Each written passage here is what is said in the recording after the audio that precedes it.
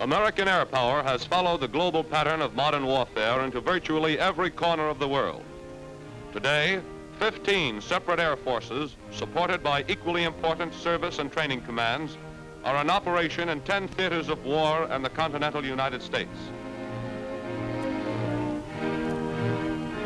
These air forces cover an operating area of some 19 million square miles, about 1/10 of the surface of the globe. In the Southwest Pacific area, the 5th Air Force is playing an important role in softening up the Japanese for the campaigns which are ahead.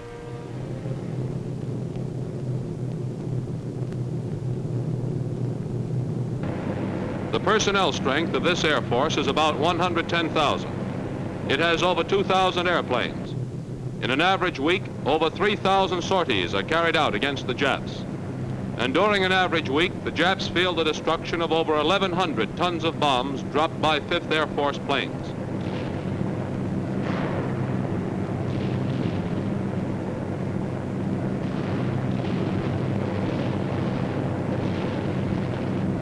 This Jap fighter fell victim to the guns of a P-38.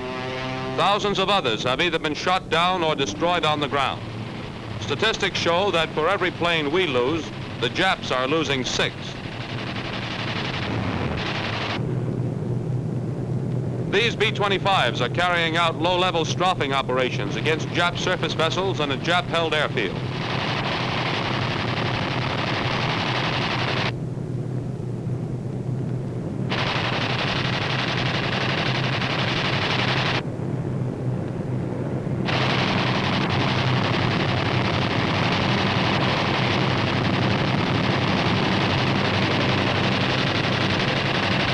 Parafrag and delayed action bombs are dropped on the airfield and the dispersal areas.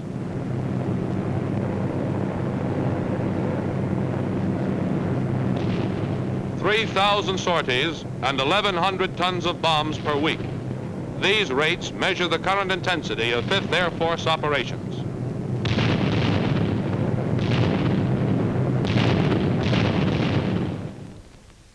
From bases in Great Britain, the 8th and 9th Air Forces are stepping up both strategic and tactical operations against Germany.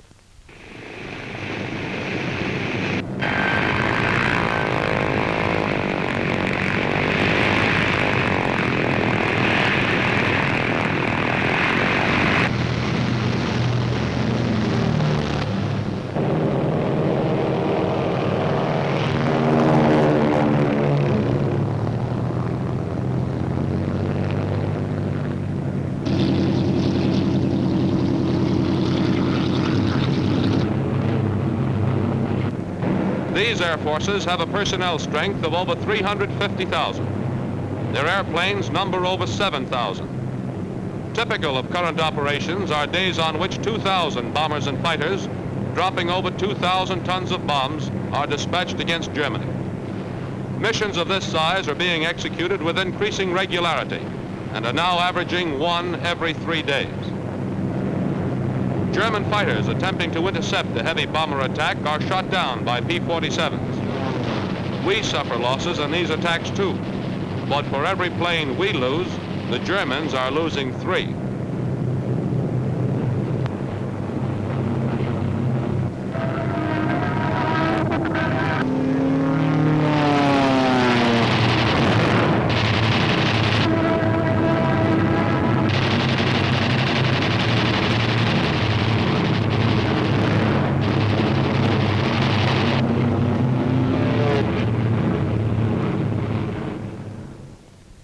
Today, from these fronts all over the world, a series of flight paths lead back to the nerve center of all AAF operations, the continental United States. Here is the home base in December 1943.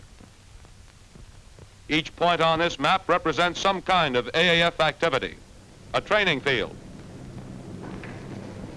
a technical school, a supply depot, a modification center, all of the elements which must be combined into an Air Force building and fighting on a worldwide pattern. But operations on such a scale as this have not been an overnight development. To review the story of the AAF growth, let's turn back the calendar to June 1939. 3.5 years ago, the Army Air Corps, as it was then called, was operating on a much smaller scale. We had a total of 36 fields and bases in this country and 4 in other parts of the world. Our Air Corps personnel was approaching 25,000, of which about 2,600 were officers. We had some 2,400 planes, about half of which were combat types. Less than 1% of these combat ships were heavy bombers. As for our training program, there were 367 pilots in training at Kelly and Randolph fields.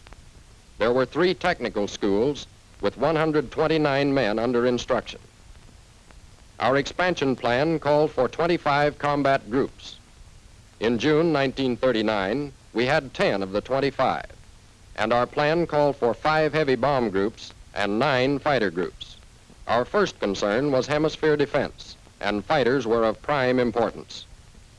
Appropriations amounting to $243 million were approved to carry on operations during the remainder of the fiscal year ending June 30th, 1940.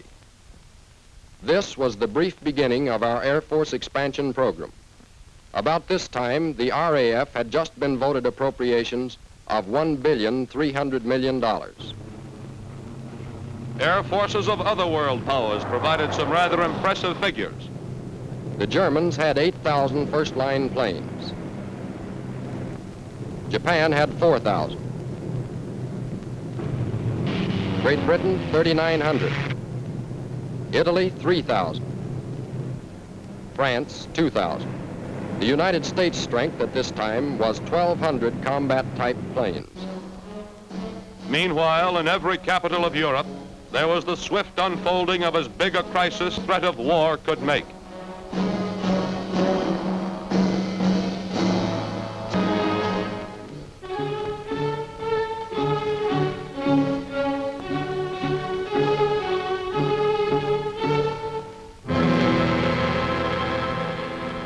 Then, when von Ribbentrop flew to Moscow to sign a non-aggression pact with Russia, it was as though a bomb had exploded. Now the democracies could wait, plan, answer, and defend, but they could not come through with an action for peace as inspired as Hitler's action for war. While the cauldron boiled in Europe, the Army Air Corps celebrated its 30th birthday. It was announced that a Boeing B-17 had just hurtled from coast to coast in 9.25 hours, an average of almost 260 miles an hour.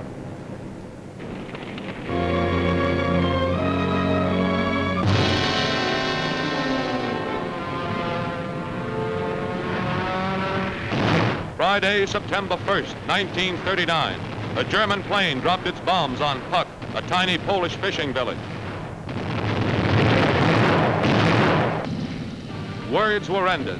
Only acts remained. War had begun. First Great Britain, then France declared war on a German army which had been preparing for it for almost 10 years.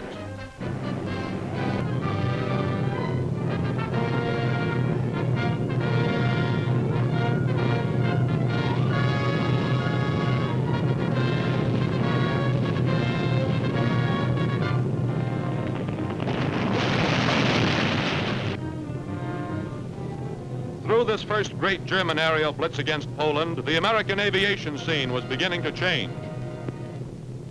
Our relative standing with the other nations of the world hadn't changed much. Our plane strength of 2,546 had only increased 24 a month during the last 6 months of 1939. and 144 planes weren't a lot to add to our total.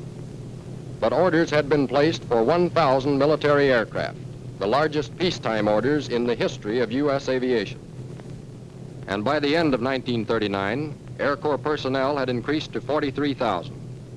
The Air Corps had now taken over and expanded existing civilian flying and mechanical schools and had organized others as a foundation for the needed expansion of its training facilities.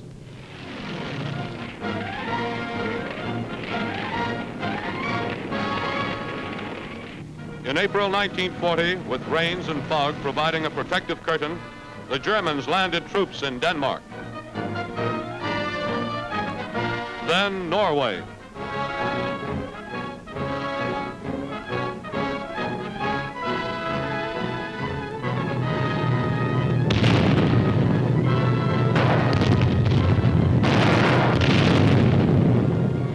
In May, it was Holland.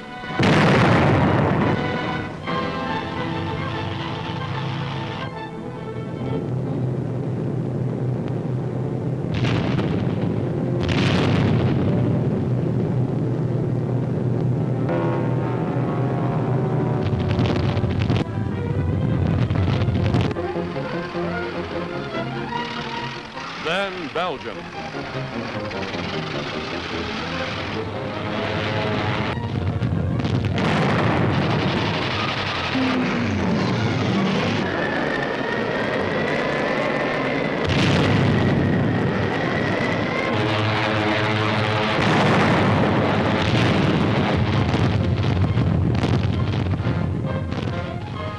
The mighty German war machine moved on into France.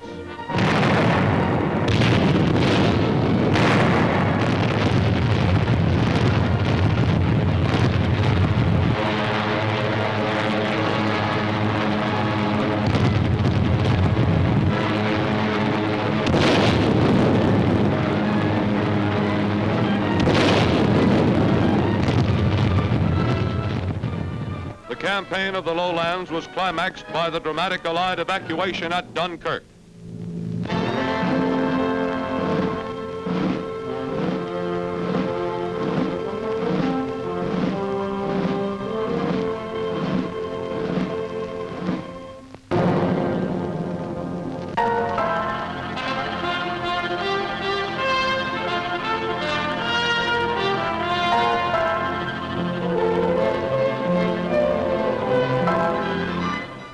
As the democracies of the world mourned the death of France, the Army Air Corps received appropriations for expansion totaling $692 million. And in September of 1940, another $1.5 billion was voted to be spent during the fiscal year ending June 30th, 1941. This last appropriation was almost as large as the total amount of money appropriated for Army aviation during its first 33 years. September 1940 brought about the British-American exchange of island bases for overage destroyers. The Selective Service Act was passed, and the Air Corps was now assured of a continuous source of trainees. And on September 27, 1940, Japan joined the Axis. More important were signs that the Army Air Corps was beginning to put on weight and muscle. By this time, the total personnel had increased to almost 75,000. Our plane strength had increased 1,000 in the past 14 months, bringing the total to over 3,400. About 1/3 of these were combat types. In November 1940, the Army Air Corps revised its program upward from 25 to 54 combat groups, the first aviation objective. Actually, we had 31 groups at that time. The new program called for 14 heavy bomb groups and 24 fighter groups, as the Air Corps began to expand sufficiently to consider limited offensive as well as defensive operations. At year-end 1940, the Germans totaled up their activities and found they had dropped almost 43,000 tons of bombs on England since August of that year. About 10 tons for every ton the RAF was dropping on them.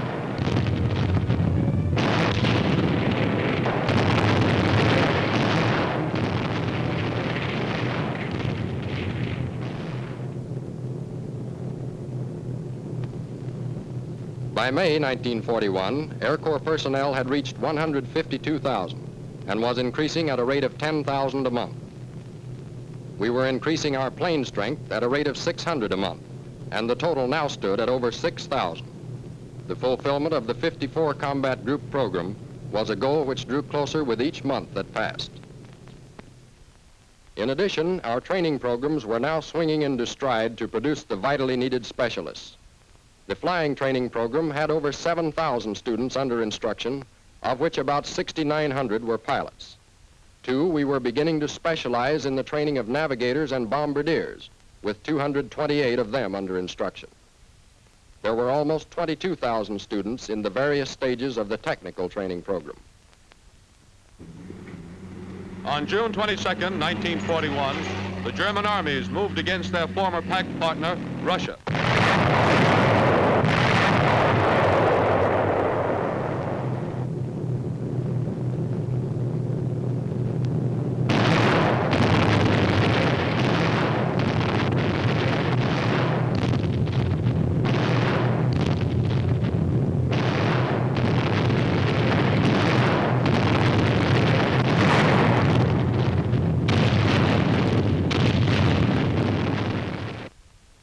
Also in June, the Air Corps received $4 1/3 billion for the fiscal year 1942. This had been preceded by another $1 1/2 billion voted in April to complete the fiscal year of 1941.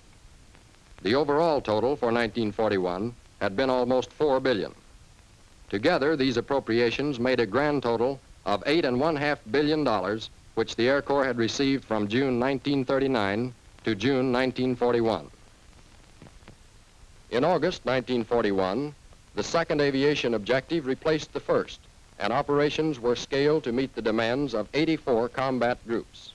We actually had 59 groups, and our new objective would, for the first time, give heavy bombers and fighters equal planning emphasis. We were to have 24 groups of each. The end of November 1941 saw the personnel strength of the Air Corps hit 297,000. 25,000 of this total were stationed at bases outside the continental U.S. Under instruction in the flying training program were over 13,500 students, including over 12,000 pilots and some 800 bombardiers, navigators, and flexible gunners. Almost 30,000 students were under instruction in the network of technical training schools across the country.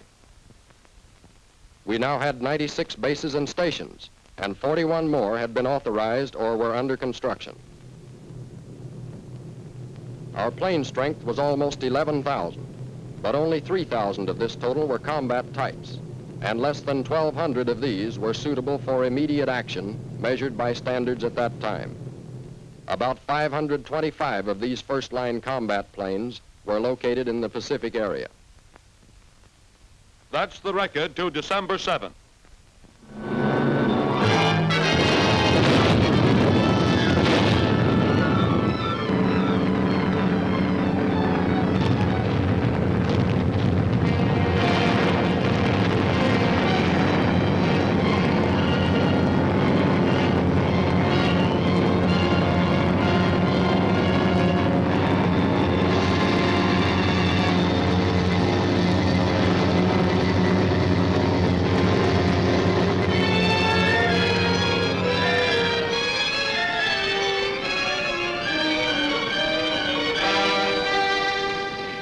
In the first few weeks of war, over 350 of the 525 combat planes we had in the Pacific area were destroyed. Over 1/4 of our total combat strength was lost. We suddenly found ourselves engaged in a mortal struggle with an enemy who could be counted on for nothing except bitter and fanatic opposition. On December 8th, the President asked Congress to declare, "A state of war has existed between the United States and the Japanese Empire." Then, 3 days later, war was declared on Germany and Italy.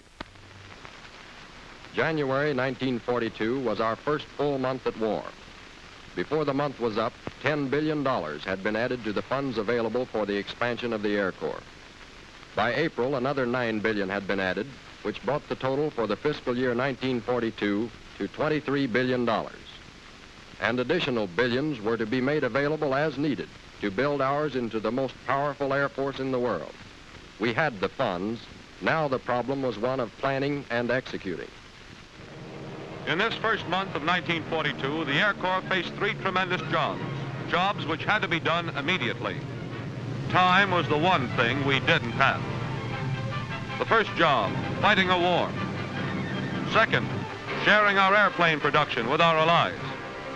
Third, expanding on a gigantic scale. What problems were involved in this expansion?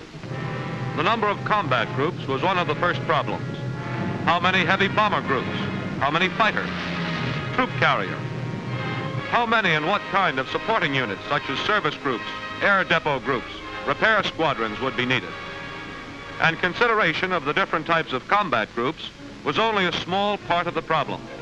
The Air Forces have some 800 different kinds of supporting units. It had to be determined when each individual unit was to be activated, and a plan had to be projected showing where each individual unit was to go, in what theater it would be needed. And each unit had to have a table of organization showing how many men it should have, what job each man was to do, and what rating each man should hold. How about personnel to man these units? Coming through induction centers were men with every imaginable type of experience. These men had to be fitted into one of over 1,000 different types of jobs in the Air Forces.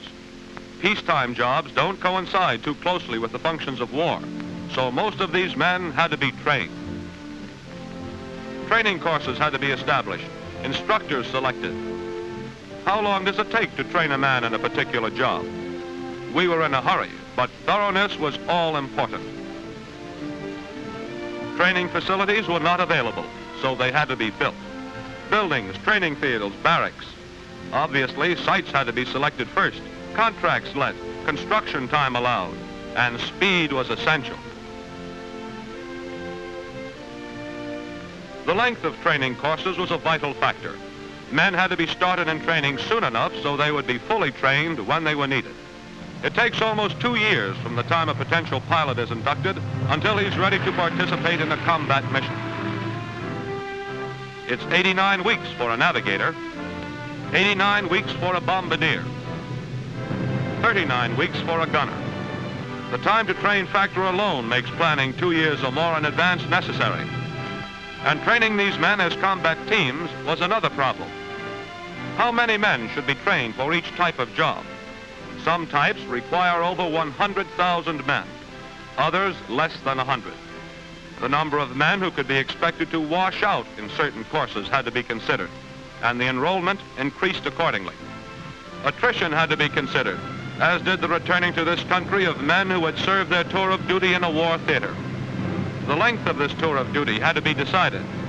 Men's lives hung on these decisions. These are only a few of the personnel problems.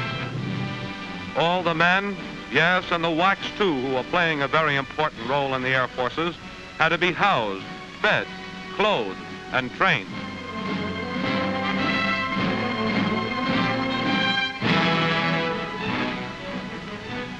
Hospitals and adequate medical care were essential. Huge stores of food were necessary. Arrangements had to be made to pay each man, insure him, and yes, entertain him too. What problems were involved in the airplane picture? Airplane production had to be planned by type, model, and series. It had to be determined when these planes were needed and where. This involved consideration of over 450 different kinds of airplanes. The number of airplanes needed required analysis of the percentage which would be grounded for repair, modification, and other causes. In the average theater, over 40% of the total planes are grounded at all times. An appropriate reserve also had to be planned. Losses had to be anticipated.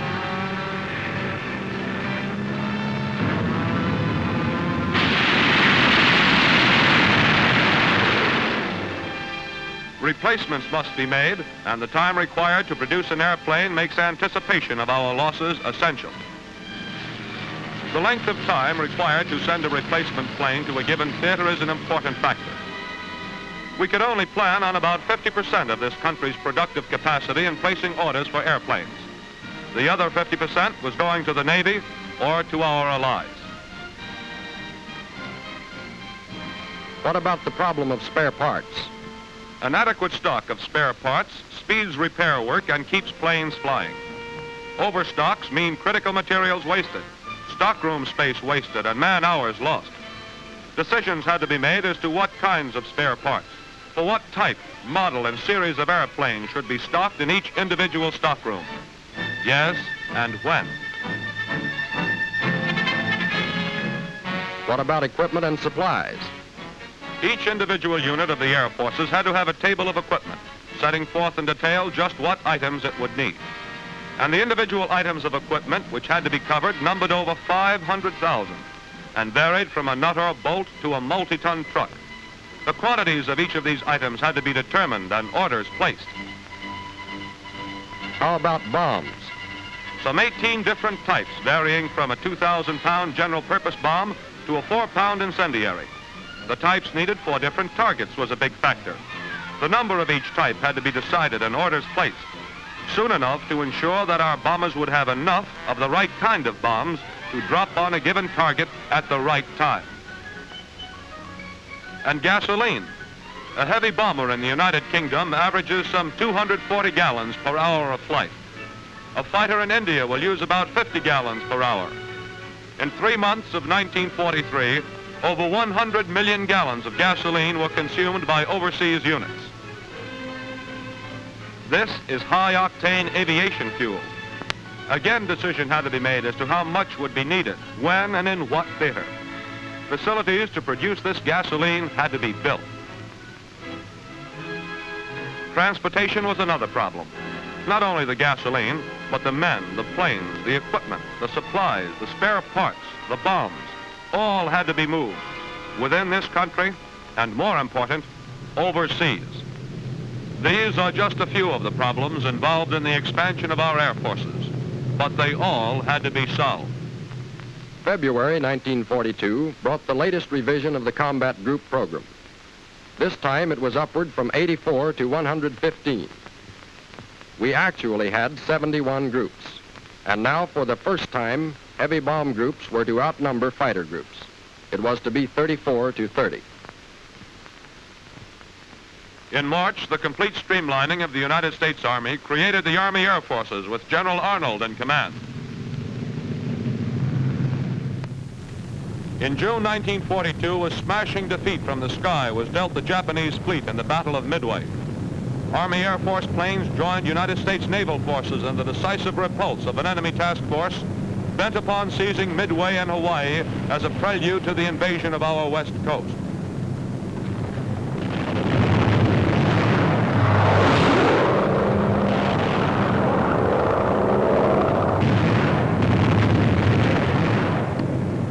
Air power played a decisive role in turning back this seaborne enemy force. But a full understanding of the importance of winning this battle comes only with the realization of the disastrous consequences which might well have followed its loss.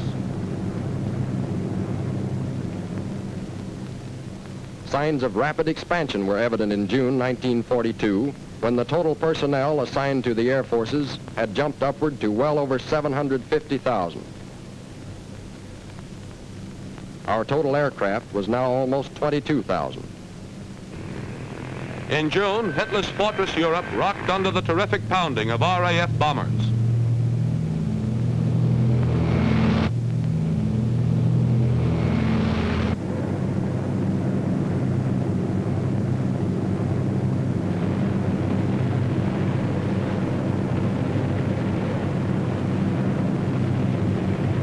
Cologne and Essen were among the first on the list of vital German industrial targets scheduled for destruction.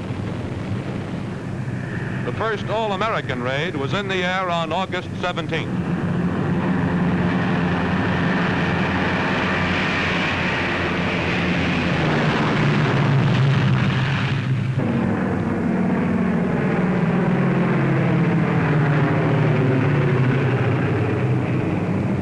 A formation of 18 B-17s was on its way to attack Rouen.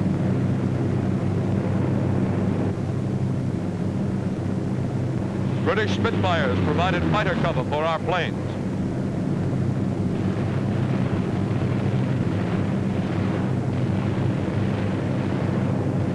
Over the target, Nazi fighters attempt to intercept the bombers and are driven off by the Spitfires.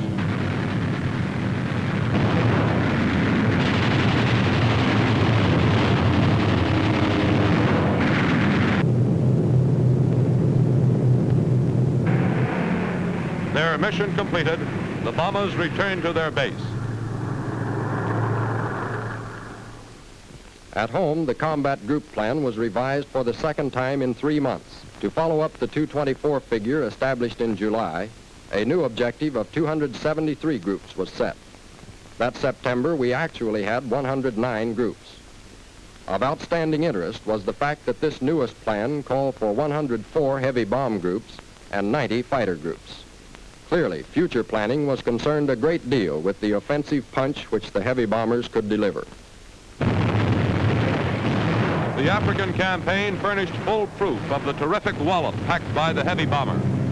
American B-24s, which the British fondly called pink pigs because of their desert camouflage, and B-25s were joining the RAF in hammering at Axis supply depots, trucks, mobile guns, and tanks.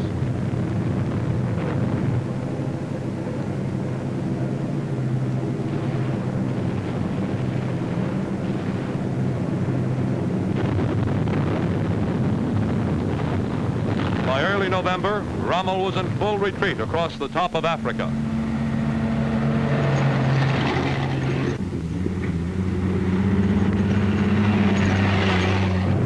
While the air forces were operating in coordination with the ground forces in this full-scale campaign, in other parts of the world, other men and other planes were carrying out missions to clear the skies, to soften up the enemy for future attacks. 1943. This is the year our aerial superiority was clearly established. This is the year that combat operations swung into full stride. Yes, Italy, Germany, and Japan can attest to that. First quarter. American Air Force's planes flew more sorties in this quarter in just 3 months than they did in all of our previous war activity. They dropped more bombs from January through March than they did from Pearl Harbor to the end of 1942. Our personnel was now in excess of 2 million, and it had been increasing at a rate of 150,000 a month during this first quarter. In the matter of aircraft strength, our total figure as of March 31st, 1943, was almost 43,000, and we were adding to this at a rate of about 2,700 planes a month net. Our combat losses of 381 planes, compared to the Axis losses of 1,206, showed a ratio in our favor of a little better than 3 to 1, not to mention 459 enemy planes probably lost. The training picture at the close of this first quarter showed new peaks of activity. There were over 98,000 men under instruction in the flying training program, including over 72,000 pilots and almost 8,000 each of bombardiers, navigators, and gunners. Technical training now had 185,000 students under instruction. At 15:15, March 1st, 1943, a lone B-24 of the 321st Heavy Bomber Squadron sighted a Jap convoy in the Bismarck Sea. Whatever the mission of that convoy, it was never completed. Our air power saw to that.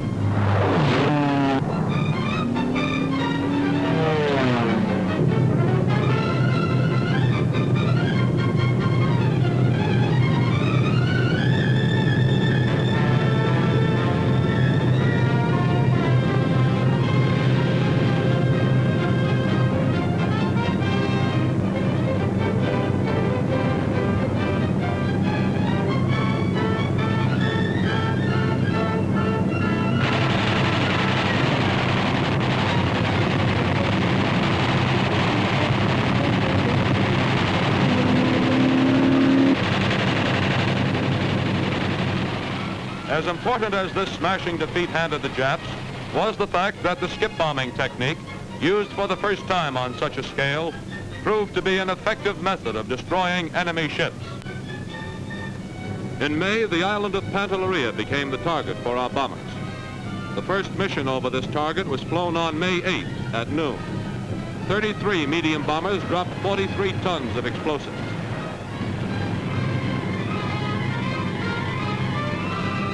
"34 days later, on June 11th, after almost 6,000 tons of bombs had been dropped by our planes, Pantelleria surrendered.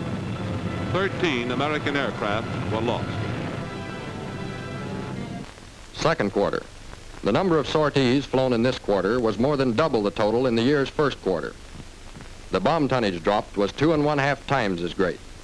While offensive activity was doubling itself in intensity, the personnel picture in the Air Forces was starting to level off toward the completion of the 273 combat group plan. The actual strength was about 2,200,000. Our total aircraft inventory was, for the first time, in excess of 50,000 planes.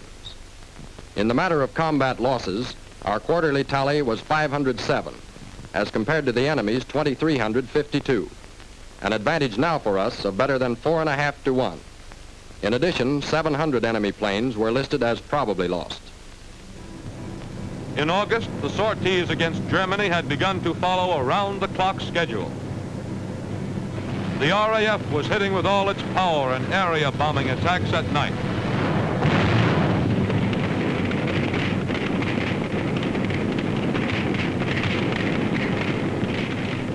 The AAF was concentrating on daylight precision raids.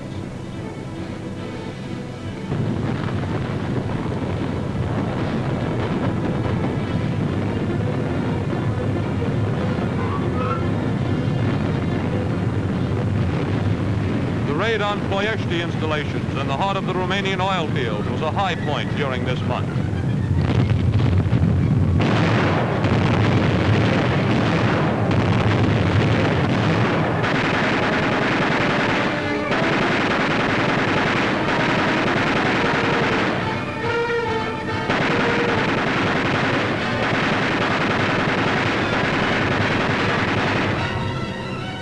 Our losses were high, but the destruction spread by these B-24s was a serious blow to Germany's vital fuel supply.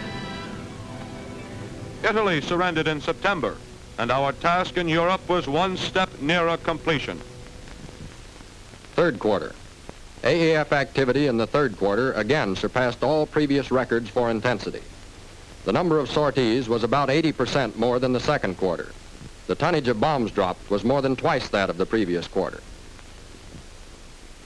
Personnel strength had now risen to over 2,300,000, and we had almost 57,000 planes on hand. In this quarter, our combat losses totaled 850, against 3,871 enemy certains and 873 probables, an advantage in certain losses of over 4.5 to 1. It was 6 to 1 against the Japs. As the final 3 months of 1943 began to roll off the calendar, air marks were hung up every day. The first week in October, the 8th Air Force had over 1,000 each of heavy bombers and fighters. There were now more than 1,000 B-24s outside the continental United States. The P-47 was now our most numerous fighter plane. On October 8th, 855 planes left Great Britain for a raid on Bremen and Vegasek. The effort and planning necessary to accomplish a mission of this size can hardly be realized simply in the number of planes involved. The planes flew a distance of at least 850,000 miles and traveled over 1,400 miles just on the ground in takeoffs, landings, and taxiing. They used almost 1 million gallons of gasoline and 25,000 gallons of oil. They were loaded with 2.5 million pounds of bombs, 2.75 million rounds of ammunition, and perhaps 800 pounds of maps. More than 5,000 crew members were over enemy territory for periods of from 2 to 6 hours. In October, United States production went over 8,000 planes per month. We were producing 1,000 heavy bombers per month for the first time. Also, a rate of 50,000 sorties per month was reached in October. In November, 1 million crossings over enemy lines had been made by Air Force crew members. In December, the Air Forces were dropping over 1 ton of bombs per minute of daylight on the enemy. At the end of December 1943, the Air Forces could look back on a year of tremendous activity, on a year which provided unmistakable trends of increasing intensity and strength. In the first half of the year, the Air Forces performed 104,000 sorties. Almost 2.5 times as many were performed in the second half. We dropped 46,000 tons of bombs during the first half of the year. For the second half, it was almost 3 times as many. Our combat losses during the first half total less than 900. The Axis lost over 3,500. We lost 1,700 planes during the second half, more than the first, yes, but the Axis lost almost 7,800. Their losses increased over 5 times as much as ours. At year end, our personnel strength stood at about 2,400,000. Our airplane strength had risen to over 65,000. Yes, the trends are unmistakable. In the months ahead, offensive actions are destined to become so sweeping and so intensive in all theaters that statistics will double and redouble. In 1944, planned operations call for 1.5 million sorties against the enemy. That's 3.5 times the number flown in 1943. Our planes will drop 700,000 tons of bombs on enemy targets in 1944. That's 3.5 times the destruction they dropped in 1943. And in 1944, about 6 million crossings over enemy lines will be made by Air Forces crew members. That's 5 times the total number of crew members who have flown offensive missions during the last 2 years we've been at war. The middle of the year will see 2 tons of bombs per minute of daylight being dropped on our enemies. In the fiscal year 1945, the Air Forces will amass a total of 60 million flying hours. This means that Army Air Forces planes will fly over 164,000 hours each day throughout the year. Yes, Berlin and Tokyo have a lot to look forward to.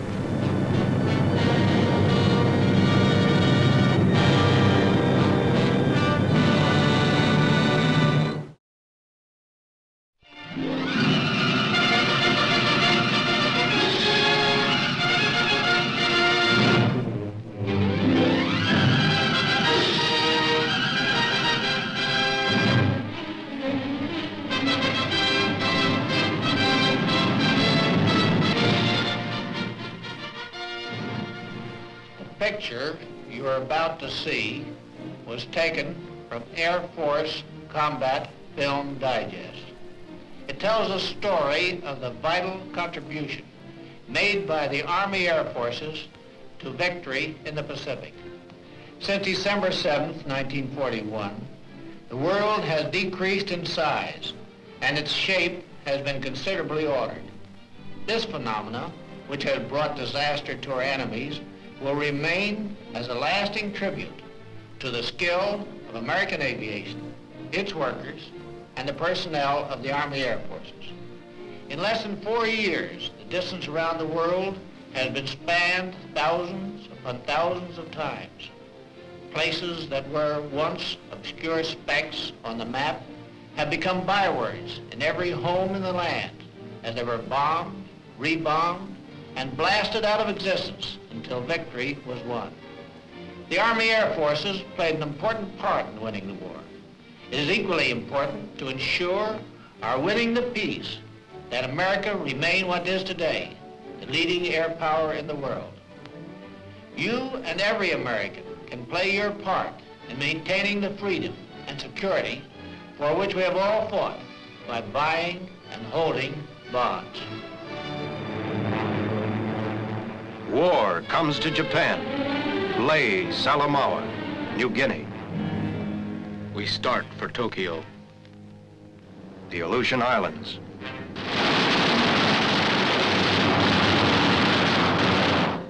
We start from another direction. China, where there was never enough of anything to fight with, except Japs.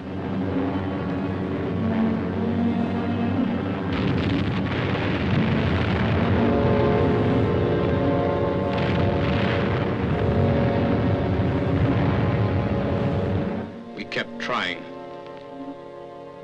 Just another one of 100 blobs of land to retake in the Pacific. Wake Island. We got it back. Burma, penetrated by the airborne infantry of every nation. Practically nothing stopped us. On the road to the Philippines, Hollandia. Obscure names on the map of the world that were blasted out of existence.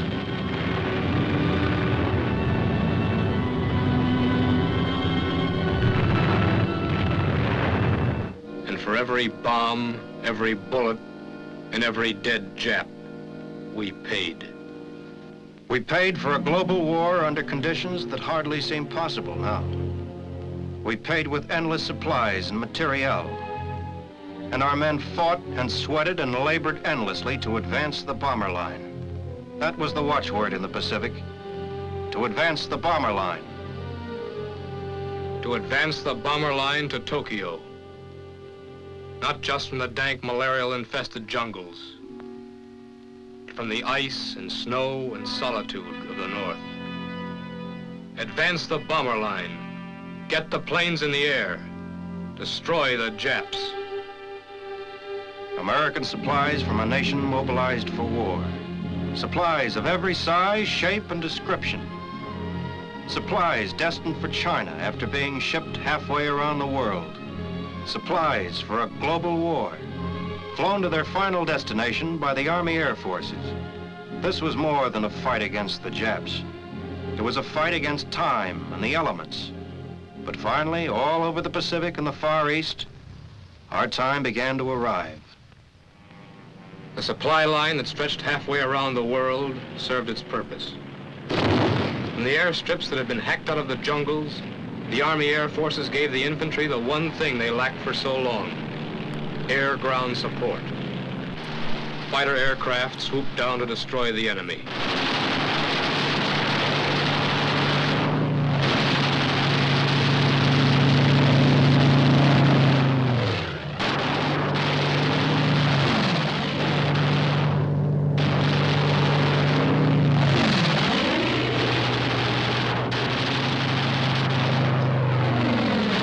Here in central Burma, 90 miles southwest of Mandalay, is just one example of the thousands of times that air-ground support catapulted our advances forward.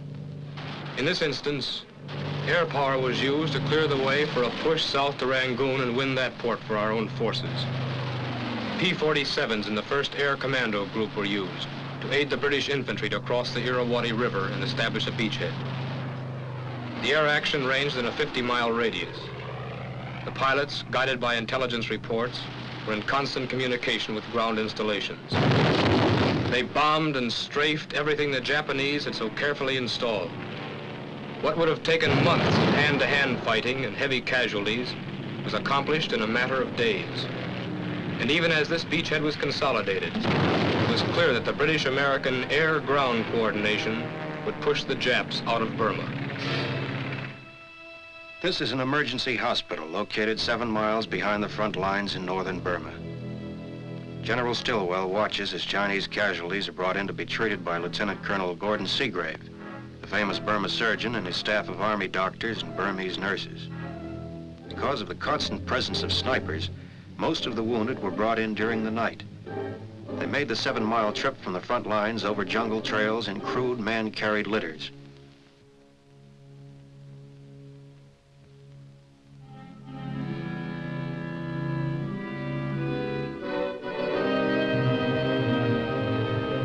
This base, like many others, was supplied with medical equipment and plasma by the Army Air Forces. The wounded men, after being treated, were carried an additional 14 miles to a landing strip where they were flown back to a general hospital at Lido, a trip that would take 15 days by foot. The Army Air Forces made it in 1 hour and saved the lives of countless soldiers of the United Nations who were patched, mended, and revivified by the combined miracles of modern medicine and air power. No sooner was a new base secured in the Pacific when the same relentless, monotonous tasks began all over again. At Saipan, supplies, equipment, engineers followed in the wake of the invasion forces to make the island operational for the Army Air Forces. Work began even while the freshly wounded men were still being evacuated to Kwajalein. Just a few short days ago, these men had left Kwajalein whole and ready for battle. Now they were going back to where they had started from. The victory at Saipan had been a costly one. But the enemy had been made to pay double. Once more, the potency of air power manifested itself. One of the strongest Jap bases in the Pacific had been reduced to rubble. The Japanese warlords knew now that soon no part of the homeland would be safe. Then began one of the miracle jobs of the Pacific. A job that had to be completed within hours of the time it was begun. To rebuild and lengthen the newly captured airstrip to accommodate the weapon that was eventually going to win the war. It's history now how the job was accomplished. And out of the vast stretches of the Pacific roared the mightiest bomber the Army Air Forces had ever dreamed about. The B-29 Super Fortress, with the dust of the Kansas plains still embedded in the shiny silver wings. This was the bomber that was designed to carry the war directly to Japan itself. The zenith of the long-range plans for victory in the Pacific was in sight. However, there was an obstacle in our path. It was called Iwo Jima. We needed this tiny stretch of land for many reasons. As a fighter base, as an emergency landing field for B-29s returning from missions over Japan, and also because it was filled with Japanese aircraft that had to be eliminated before we started on the road to Tokyo. Using Iwo Jima as a base, the Japs attacked Saipan at every opportunity. And we shot them out of the sky as fast as they came over.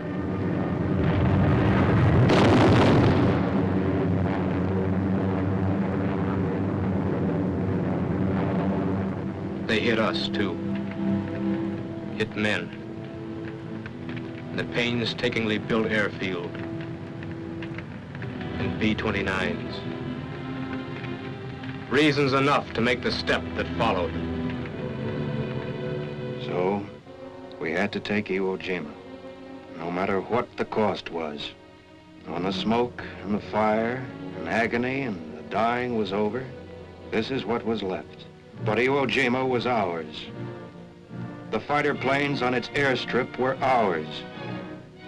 And the B-29s had their emergency landing field. The road to Tokyo was wide open. Guadalcanal, New Guinea, Rabaul, and Tarawa were left behind now as the Army Air Forces began to systematically destroy vital targets of the stolen Japanese Empire.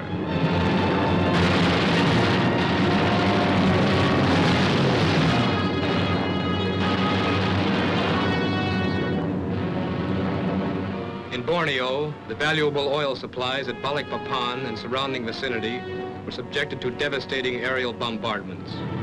These were long, dangerous missions, but they were worth it. The major supply of fuel for the Japanese war machine was destroyed, and the enemy on Borneo was softened up for the inevitable invasion that followed the heavy air attacks. The high-geared Japanese war machine was slowed down to a walk. Even as the B-29s from Saipan began flying missions against Japan itself, other portions of the Army Air Forces were spearheading the attacks against the Philippines. Here the Japs were firmly entrenched. But here again, they were made to feel and realize the potency of air power. The Japs had done a lot of damage to our bases in the Philippines in 1941. When General MacArthur said he would return, he didn't mean that he'd come empty-handed. The Army Air Forces had delivered the goods prepaid.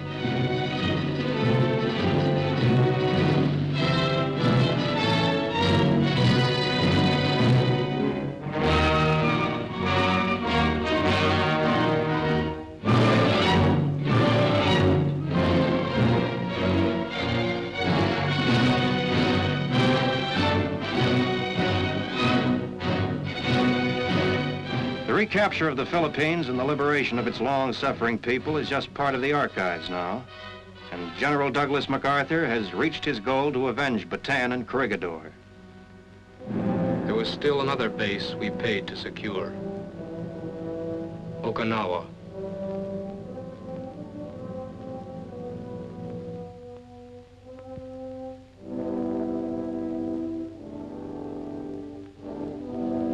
On a nearby island rests one more soldier.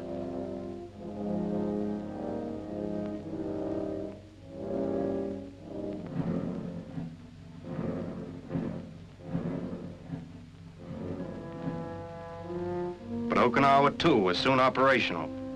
General Doolittle arrived from the European theater and assumed command of the redeployed 8th Air Force.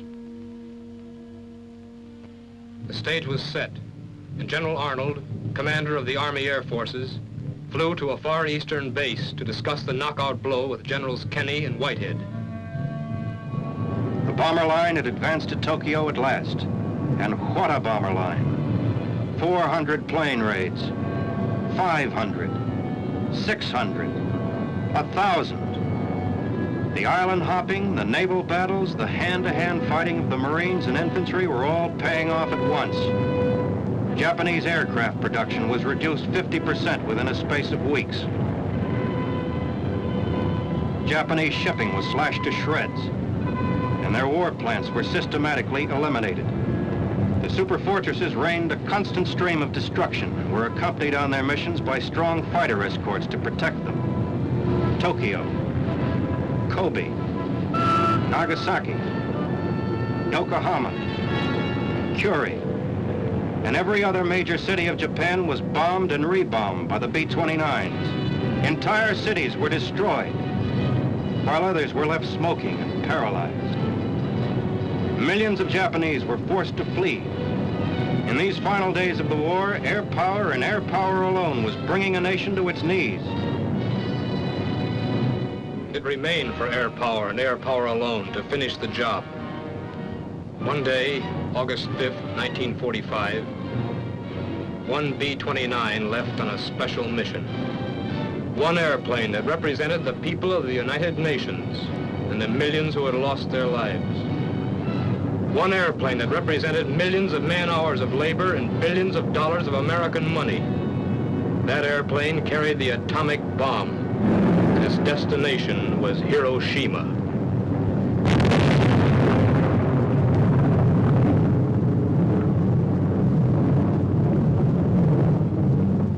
A city in ruins with one bomb. This was the first test of the atomic bomb in New Mexico.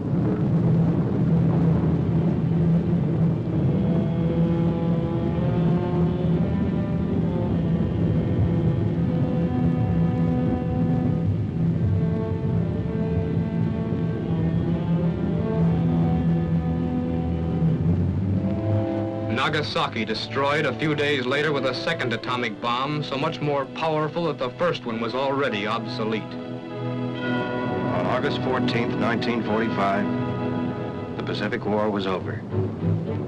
Japan surrendered unconditionally, simply by pressure from a distance. That pressure was air power, the strongest air power the world had ever known. It remains for the people of the United States to keep it that way.